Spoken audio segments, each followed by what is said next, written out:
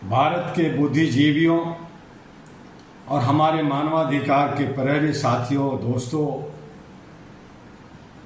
आज मैं एक ऐसा विषय लेकर समर्थन में आया हूं कि जैन जी के समर्थन में जितने भी गैरतमंद जनप्रतिनिधि हैं, जो दल बदलू हों या चिपकू हों,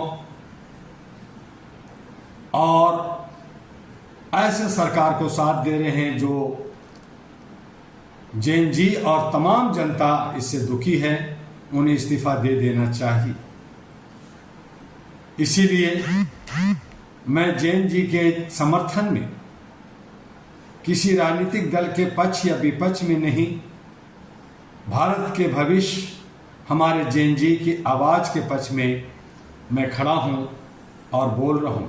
सवाल ये नहीं है कि वह क्यों बोल रहे हैं, सवाल ये है कि आखिर उन्हें बोलने के लिए सड़कों पर उतरना क्यों पड़ रहा है। जब किसी देश का युवा अपने भविष्य को लेकर चिंतित हो, जब छात्र पारदर्शिता, निष्पक्षता और अवसरों की मांग करे, तब यह केवल छात्रों का मुद्दा नहीं रहता, यह लोकतंत्र की परीक्षा बन जाता है।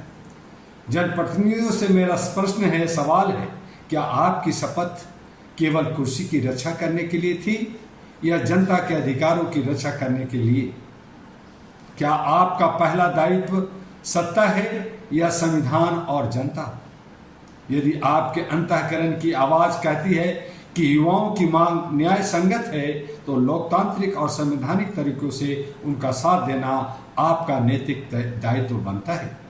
यदि कोई जनप्रतिनिधि यह महसूस करता है कि वह जनता के विश्वास का निर्वहन पद पर रहते हुए नहीं कर पा रहा, तो स्वेच्छा से दिया गया इस्तीफा लोकतांत्रिक जवाबदेही का एक सम्मानजनक प्रतीक हो सकता है।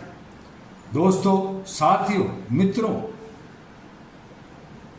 मानवाधिकार के कार्यकर्ता साथियों, इतिहास में महान वही कहलाता है जिन्होंने पद से अधिक सिद्धांत को महत्व दिया। कुर्सियां आती और जाती रहेगी, लेकिन चरित्र, साहस और जनसेवा हमेशा अमर रहते हैं। आज का जैन जी किसी विशेष दल का एजेंट नहीं है, वह अपने सपनों का प्रतिनिधि है।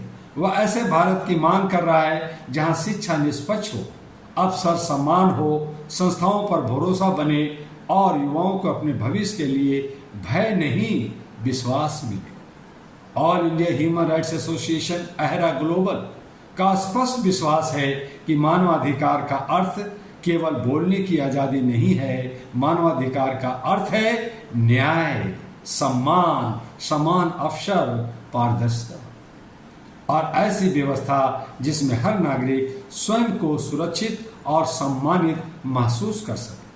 मैं देश के सभी जनप्रतिनिधियों से कहना चाहता हूं, आग्रह करता हूं कि यदि आप वास्तव में जनता के सेवक हैं, तो युवाओं की आवाज़ सुनिए, उनकी समस्याओं को समझिए, संवाद कीजिए, सुधार कीजिए।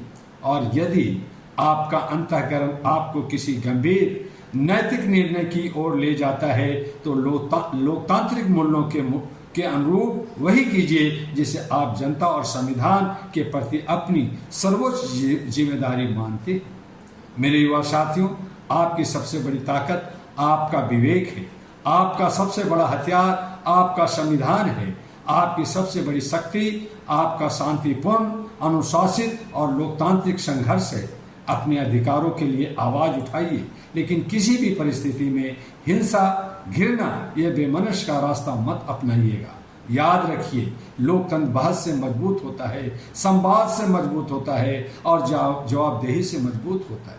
आइए हम ऐसा भारत बनाने का संकल्प लें जहां छात्रों को न्याय के लिए अनिश्चित काल तक संघर्ष न करना पड़े, जहां युवा का भविष्य राजनीति से नहीं उसकी प्रतिभा से तय हो, जहां जनप्रतिनिधि जनता के विश्वास को सर्वोच्च माने, जहां मानवाधिकार केवल पुस्तकों में नहीं बल्कि हर नागरिक के जीवन में दिखाई दे।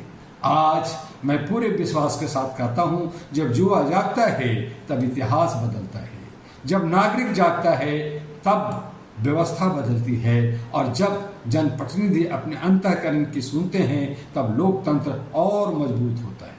आइए हम सब मिलकर एक ऐसे भारत का निर्माण करें जहां सत्ता से ऊपर संविधान हो, राजनीति से ऊपर मानवता हो और हर निर्णय में जनता का सम्मान सर्वोपरि हो। और इन्हीं शब्दों के साथ जय संविधान कहूँगा, जय लोकतंत्र कहूँगा, जय मानवाधिकार कहूँगा, जय भारत कहूँगा और आपसे एक रोज की तरह अपील करूँगा कि आप HRTV अहरा ग्लोबल जो